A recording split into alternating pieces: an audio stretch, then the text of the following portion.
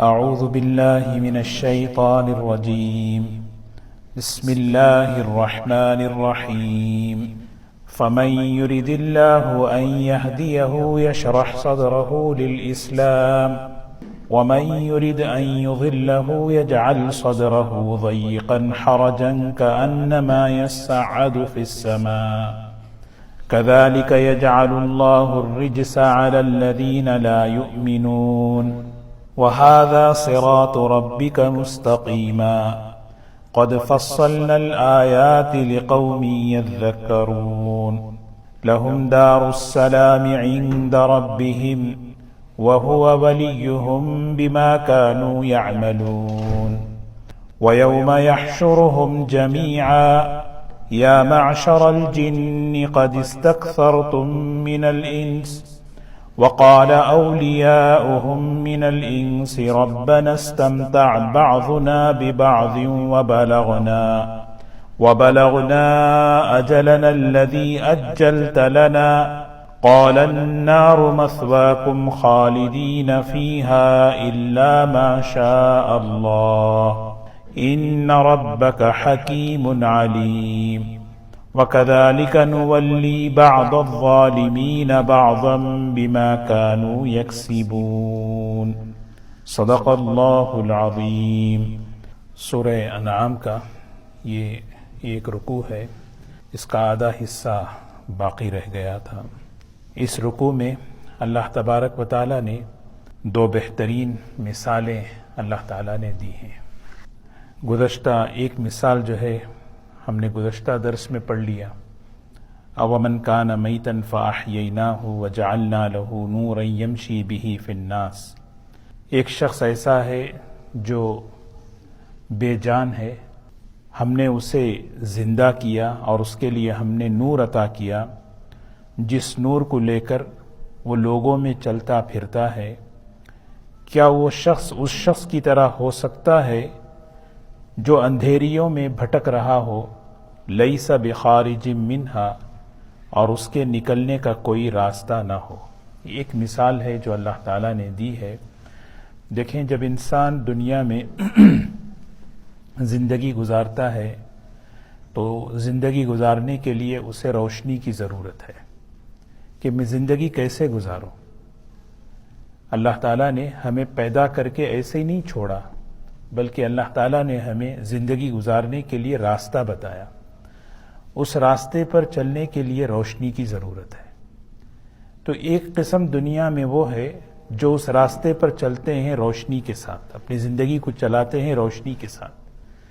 ایک قسم وہ ہے جو دنیا میں زندگی گزار رہے ہیں اندھیریوں میں۔ اندھیریوں سے مراد اپنے تجربات کو، اپنی عقل کو اور اپنے کلچر کو، اپنے ماحول کو بنیاد بنا کر چلتے۔ ماحول کیا کہہ رہا ہے، لوگ کیا کہہ رہے ہیں، اور میری عقل کیا کہہ رہی ہے، یہ سارے اندھیرے ہیں۔ دونوں شخص برابر نہیں ہو سکتے۔ اللہ تعالیٰ فرما رہے ہیں یہ دونوں برابر نہیں ہو سکتے۔ ایک آدمی جو ہے جب سیدھے راستے پر چلتا ہے اسے روشنی ملتی ہے۔ وہ روشنی کیا ہے؟ وہ ایمان ہے۔ تو اللہ تعالیٰ فرما رہے ہیں ایک شخص ایسا ہے جو مردہ ہے۔ یہاں پر جو ہے اس شخص کو جس کی زندگی میں دین نہیں، اللہ تعالیٰ نے فرمایا کہ اس کی مثال مردہ ہے۔ مردے کی کئی خاصیت ہیں۔ ایک خصوصیت یہ ہے کہ وہ خود سے بدلتا نہیں، وہ خود سے حرکت نہیں کرتا، نہ سنتا ہے، نہ بولتا ہے، نہ دیکھتا ہے۔ تو اسی طرح وہ شخص جس کے دل میں ایمان کا نور نہیں، اس کی مثال ایسی ہے کہ وہ اپنے کنٹرول میں نہیں ہے، اسے جو ہے ماحول جو ہے چلا رہا ہے، اس کی عقل اسے چلا رہی ہے، اس کی خواہش اسے چلا رہی ہے۔ اور اللہ تبارک و تعالیٰ فرماتے ہیں جب انسان وہ راستہ اختیار کرتا ہے تو پھر اللہ تعالیٰ اس کے لیے وہی راستہ کھول دیتے۔ تو ایک مثال دے رہے ہیں اللہ تعالیٰ، اومن کان میتا فاحییناہ، ایک شخص ایسا ہے جو مردہ ہے، لیکن فاحییناہ، ہم نے اسے ایمان دے کر زندگی دے دی، ایمان کا نور دے کر زندگی دی، کلمہ طیبہ لا الہ الا اللہ ہے۔ اب سبحان اللہ، وہ دیکھیے اس کی کتنی قدر کر رہا ہے.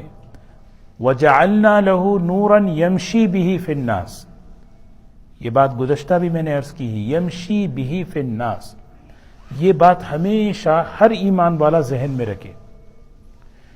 لوگوں میں چلتے ہوئے ایمان والا اپنے ایمان کی روشنی میں چلتا ہے، ماحول سے متاثر نہیں ہوتا، لوگوں سے متاثر نہیں ہوتا، حالات سے متاثر نہیں ہوتا. یمشی بِهِ، وہ چلتا ہے اس کے ساتھ. بِهِ کی ضمیر جو ہے نا نور ایمان کی طرف جا رہی ہے.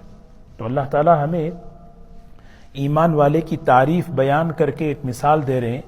دیکھو جب تم دنیا میں چلو، حالات کیسے بھی ہوں، تم جو ہے ماحول کا اثر مت لو، اپنے ایمان کی روشنی میں چلو. یمشی بِهِ فِي النَّاسِ. یہ ہمیں اس مثال سے سبق دیا جا رہا ہے. کَمَن مَثَلُهُ فِي الظُّلُمَاتِ لَيْسَ بِخَارِجٍ مِّنْهَا. کیا وہ شخص اس کی طرح ہو سکتا ہے جو بالکل اندھیریوں میں ہے؟ اندھیریوں سے مراد کفر کا، شرک کا، گناہوں کا، نافرمانیوں کا اندھیرا ہے. کیا دونوں برابر ہو سکتے؟ نہیں ہو سکتے.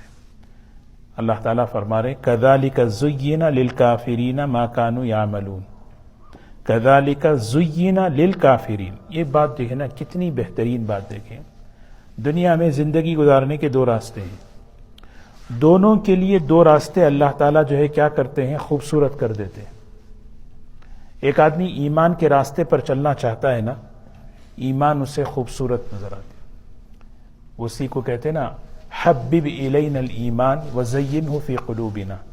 یا اللہ سب سے محبوب چیز ایمان بنا دے اور میرے دل کے اندر اس کو خوبصورت کر دے. جی، اور جب ایمان سب سے مزین ہو جاتا ہے دل، تو پھر نماز اچھی لگتی ہے، نیکی اچھی لگتی ہے، قرآن کی تلاوت اچھی لگتی ہے، ماں باپ کی خدمت اچھی لگتی ہے. ہر نیکی کا کام اسے اچھا لگتا ہے، خوبصورت لگتا ہے. کیوں؟ اس لیے کہ دل مزین ہو گیا. اور اس کے برخلاف دوسرا راستہ ہے، اگر انسان ایمان کے راستے سے ہٹنے لگتا ہے تو پھر وہ جو ہے کذالک زین للکافرین.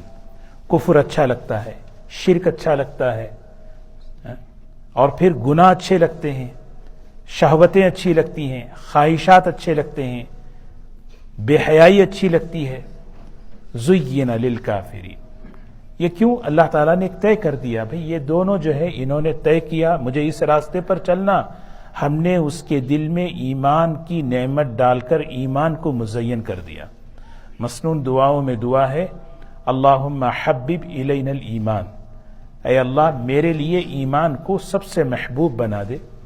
وزینہ فی قلوبنا، اور میرے دل کو مزین کر دے ایمان سے.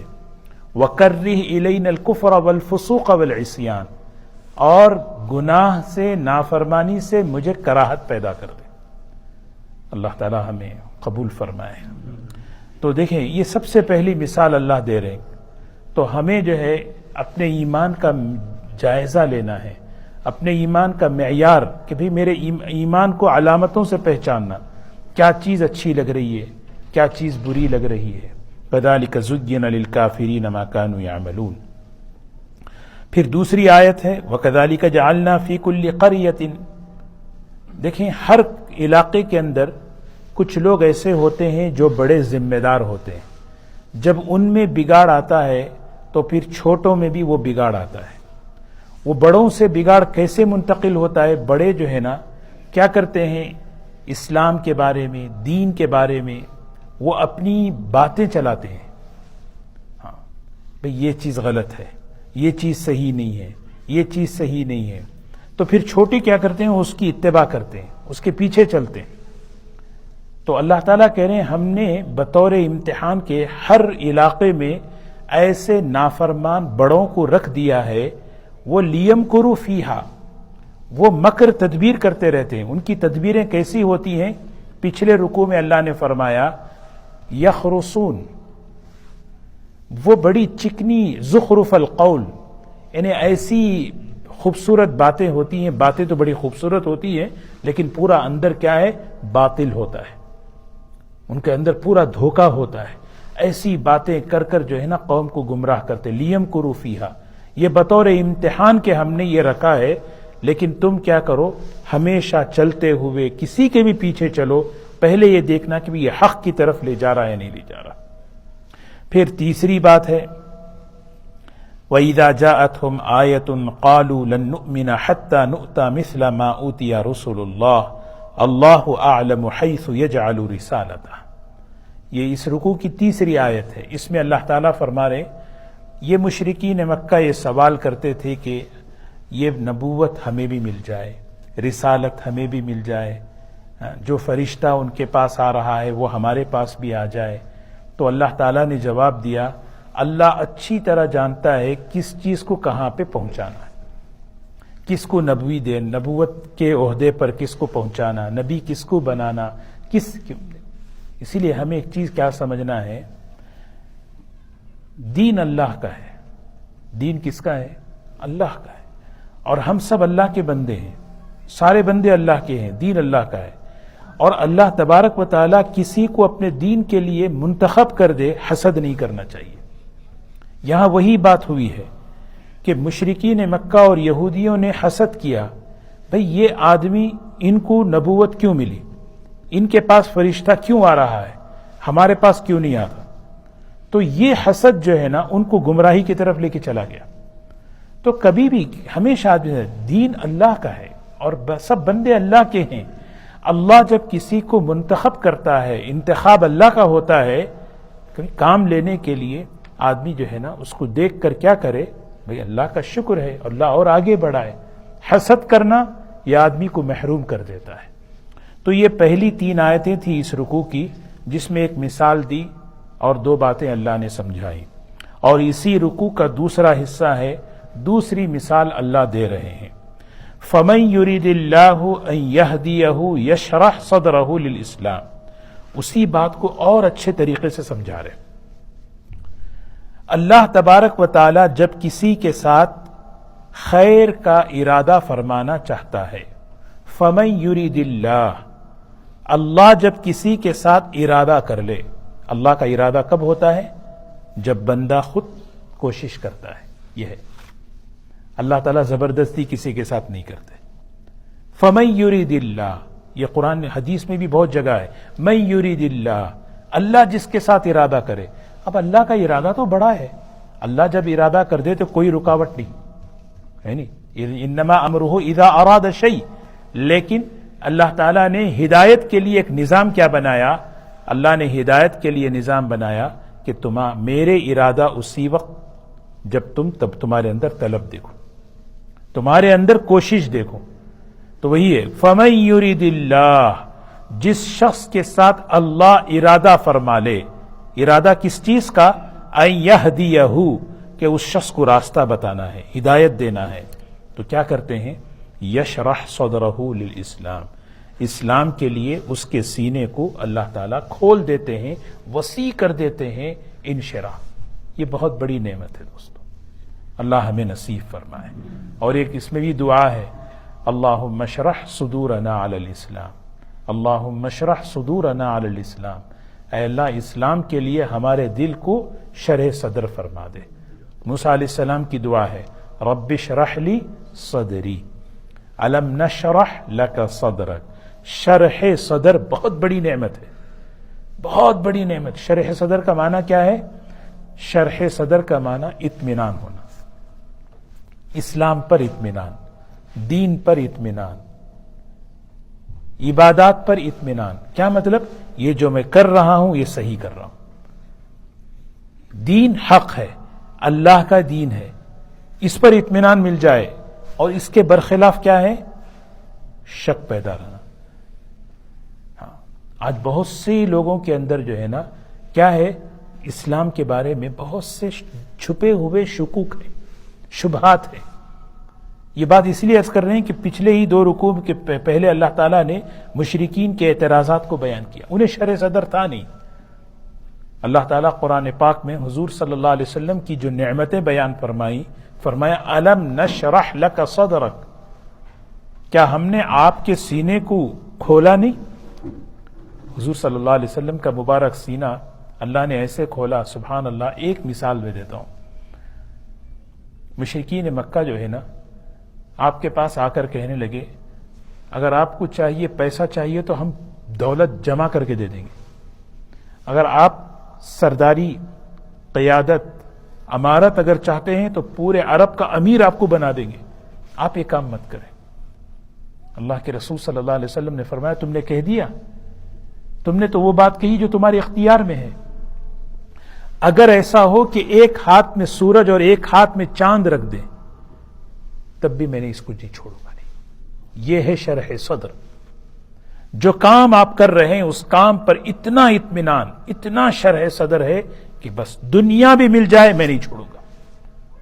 یہ ہے، یہ اللہ تعالیٰ ہدایت جس کے لیے ارادہ فرماتے ہیں یشرح صدرہ للاسلام، پھر اس کا دل عبادت میں لگتا ہے، نمازوں میں لگتا ہے، اعمال میں لگتا ہے، اور اس عمل کی حلاوت، اس کی لذت اللہ تعالیٰ اسے دیتے ہیں۔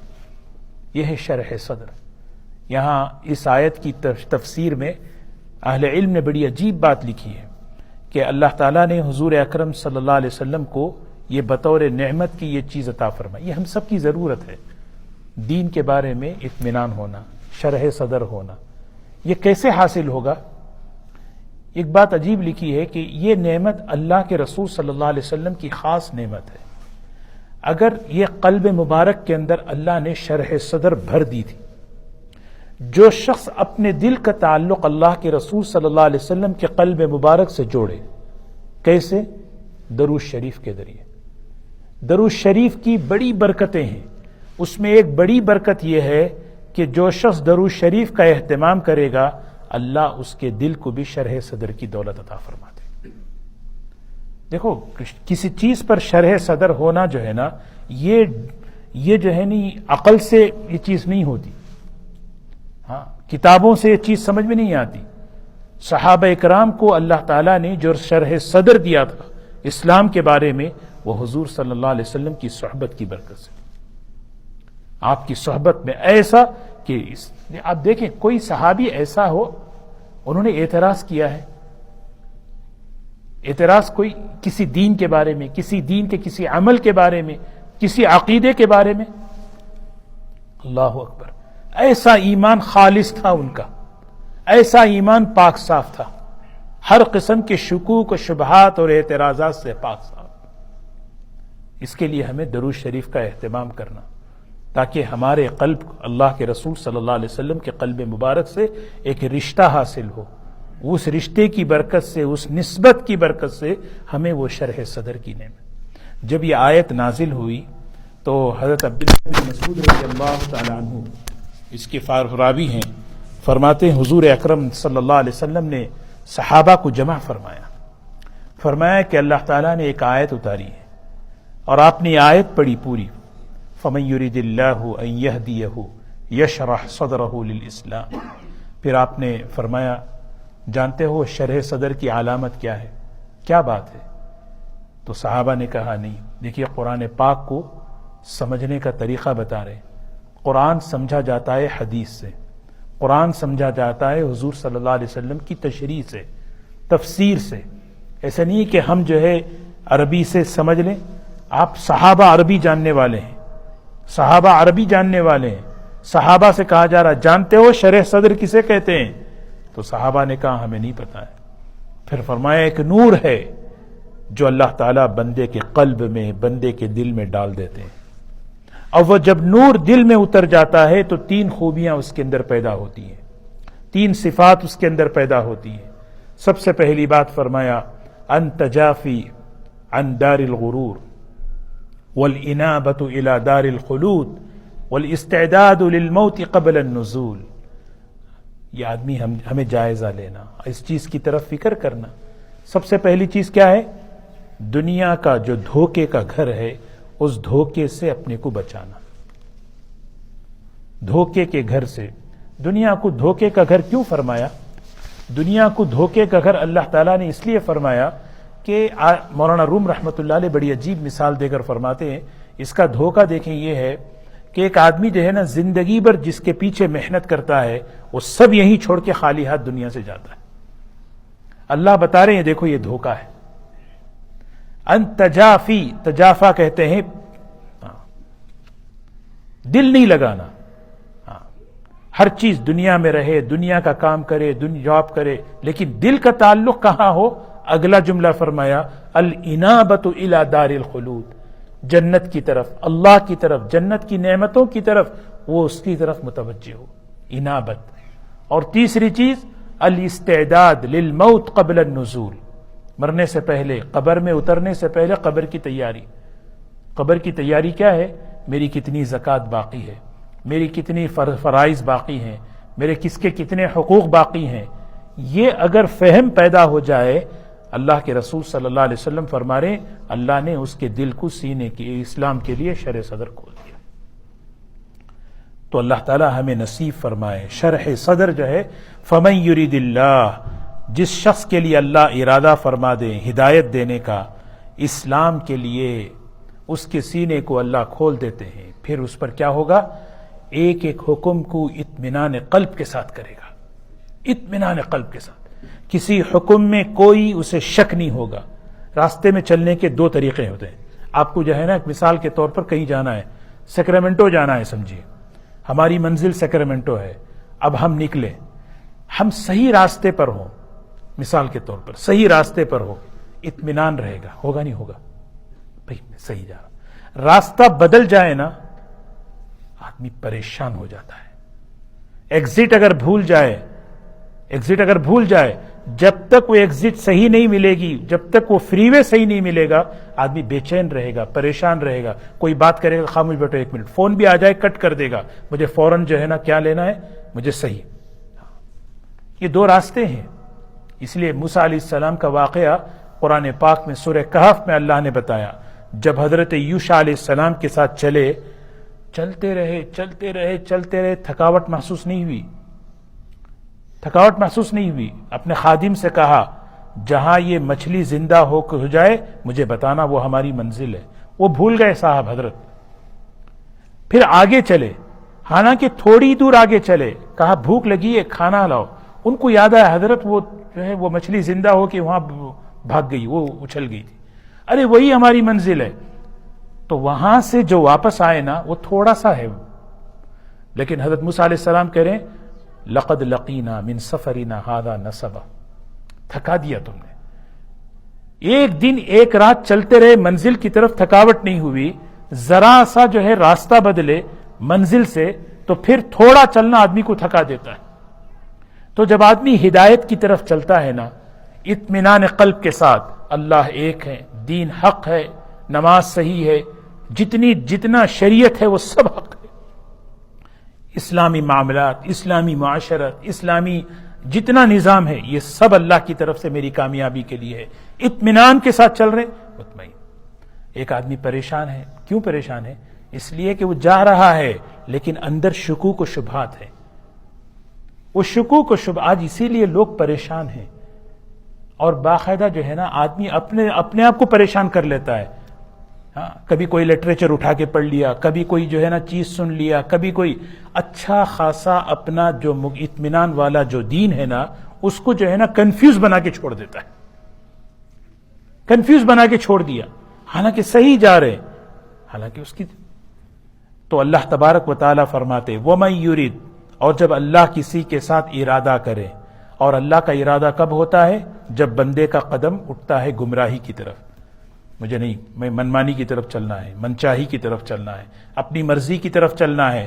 جب یہ بندہ فیصلہ کرتا ہے پھر اللہ کا ارادہ ہوتا ہے. تو ارادہ جب ہوتا ہے تو کیا کرتے ہیں اس شخص کے لیے؟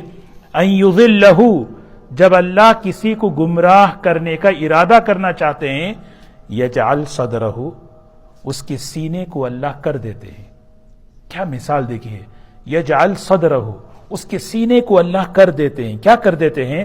ضیقاً, تنگ کر دیتے ہیں, تنگ کر دیتے ہیں. اب اس کو ہر جگہ اعتراض, اس کو داڑھی میں بھی اعتراض, برقعے میں بھی اعتراض, اس کو ہر چیز میں اعتراض. انہیں اطمینان سے ہے ہی نہیں, انہیں کوئی بھی بات, مسواک پہ بھی اعتراض. ارے بھی کیا, ہر چیز میں اعتراض ہے. کیوں؟ اعتراض دین میں نہیں ہے, وہ بیچارے اعتراض اس کے دل میں ہے. وہ ضیقاً, یہاں دل تنگ ہو چکا ہے.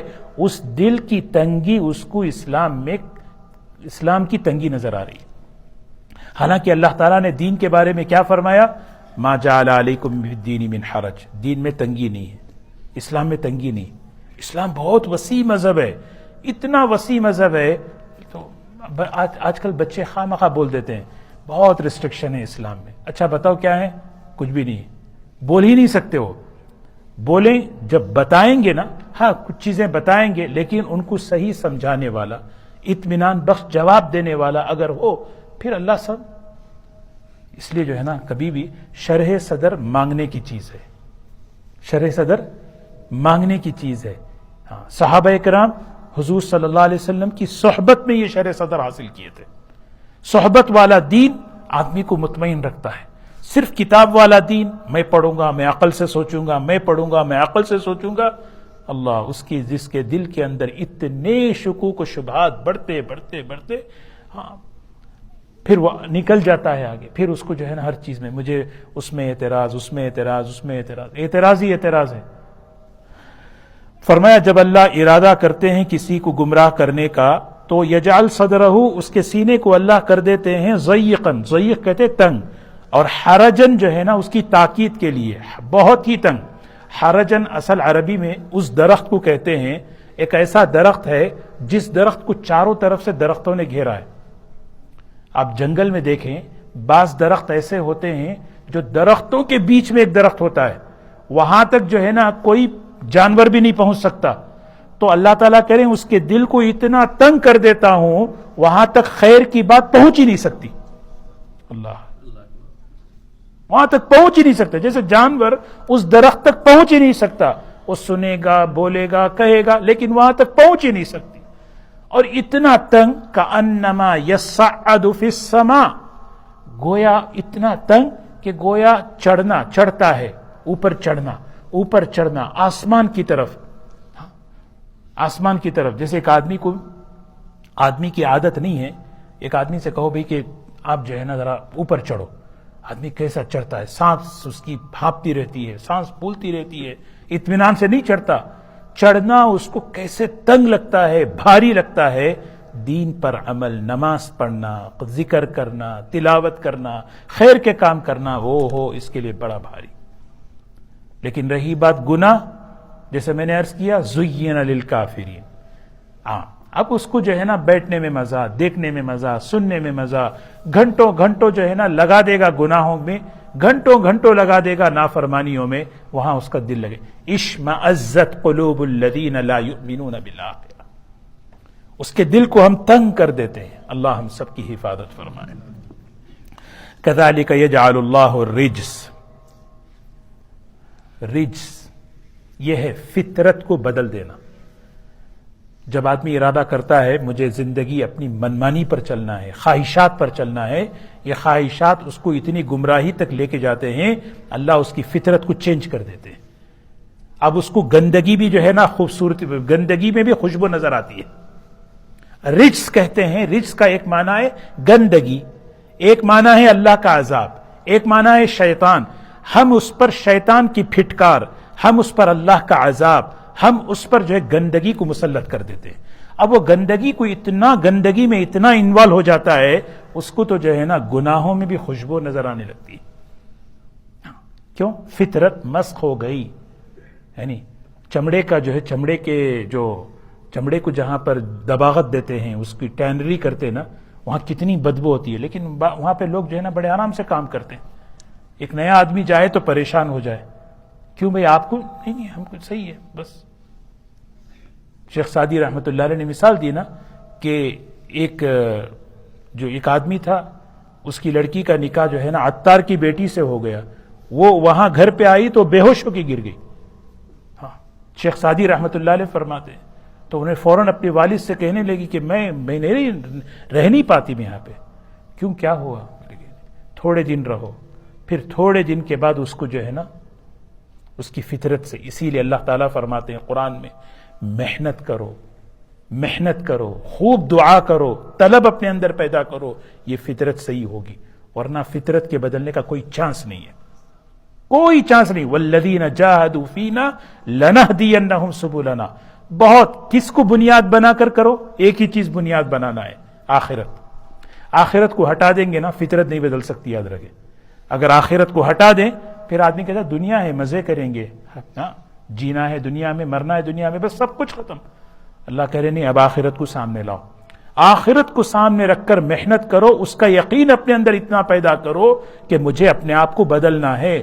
اگر تم نہیں بدلو گے تو پھر تمہاری فطرت اسی طرح مسخ ہو جائے گی اور پھر گناہوں میں ہی لذت ملتی رہے گی اور آخر میں تم اللہ کے پاس ناکام ہو کر پہنچو گے. وَهَذَا صِرَاطُ رَبِّكَ مُسْتَقِيمًا، وَهَذَا صِرَاطُ رَبِّكَ مُسْتَقِيمًا.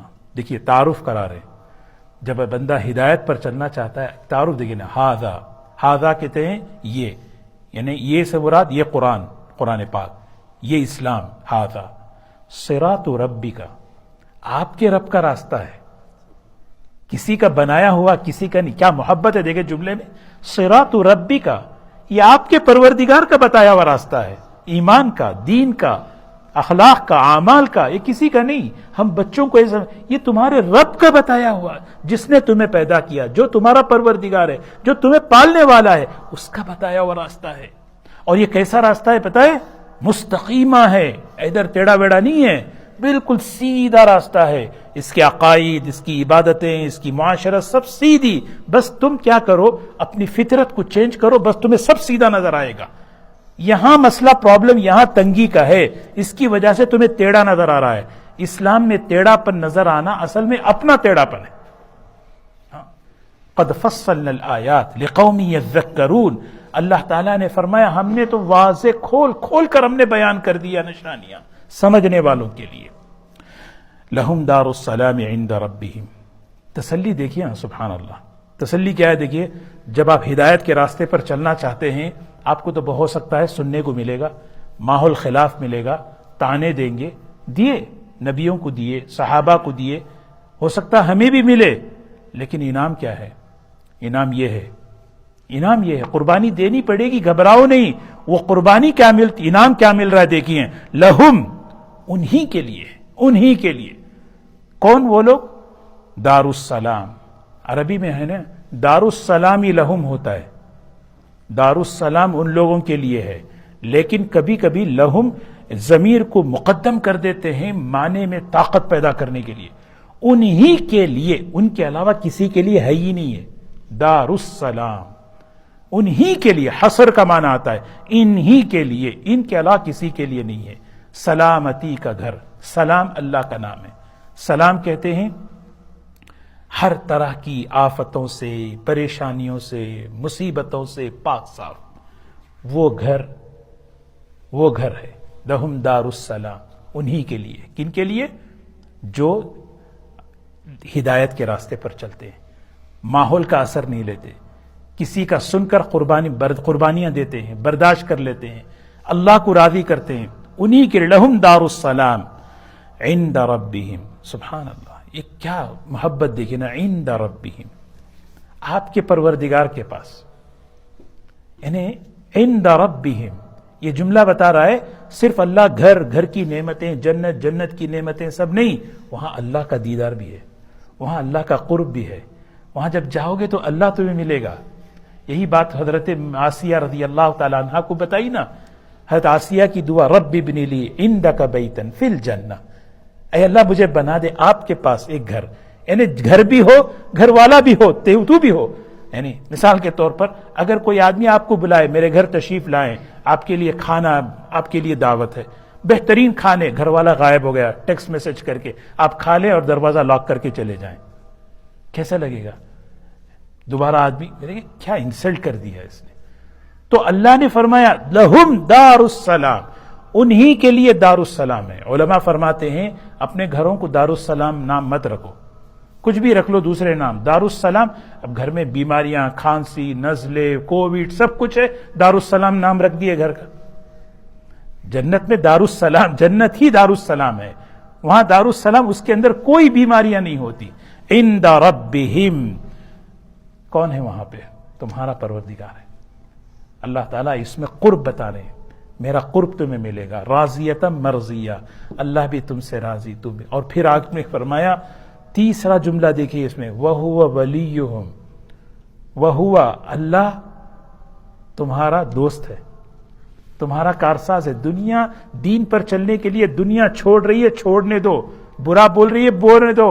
کچھ بھی ہو, کون تمہارا ساتھی ہے, کون تمہارا محبوب ہے؟ وَهُوَ ولی, وہ تمہارا ولی ہے. ولی کسے کہتے ہیں؟ کام بنانے والا, محبت کرنے والا, دوست. وَهُوَ وَلِيُّهُمْ بِمَا كَانُوا يَعْمَلُونَ. بِمَا كَانُوا يَعْمَلُونَ, اصل میں یہ بتایا جا رہا ہے ساری نعمتیں اللہ کے فضل سے ملتی ہیں. ساری نعمتیں اللہ اپنے فضل سے دیتا ہے, لیکن فضل کی ایک علامت عمل ہے. اس لیے عمل کرو, عمل کے راستے سے اللہ کا فضل متوجہ ہوگا, پھر اس کے فضل کے راستے سے تمہیں اللہ کا قرب بھی ملے گا اور اللہ تعالیٰ تمہیں جنت بھی دیں گے. وَيَوْمَ يَحْشُرُهُمْ جَمِيعًا يَا مَعْشَرَ الْجِنِّ قَدِ اسْتَكْثَرْتُم مِّنَ الْإِنسِ. اگلے ہفتے پڑھیں گے انشاءاللہ. اللہ تعالیٰ ہمیں اسلام پر, ایمان پر شرح صدر نصیب فرمائے. اللہ ہمیں ہر قسم کے شکوک و شبہات سے اللہ ہماری حفاظت فرمائے.